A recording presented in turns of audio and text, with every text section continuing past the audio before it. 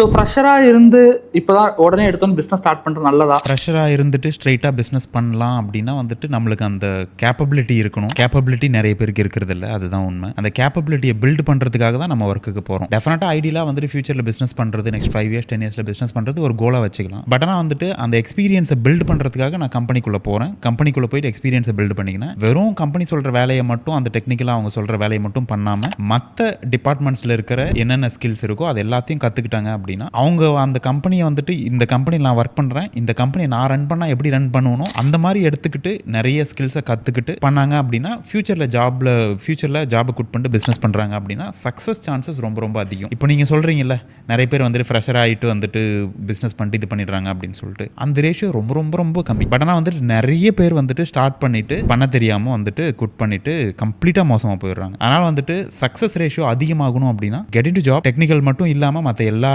டிபார்ட்மெண்ட்டும், sales, marketing, மற்ற எல்லாத்தையும் கற்றுக்கோங்க. கற்றுக்கினதுக்கப்புறம் உங்களுக்கு உங்கள் மேலே கான்ஃபிடன்ஸ் வந்ததுக்கப்புறம் நீங்கள் போனீங்க அப்படின்னா ஜெயிக்கிறதுக்கான சான்சஸ் ரொம்ப அதிகம்.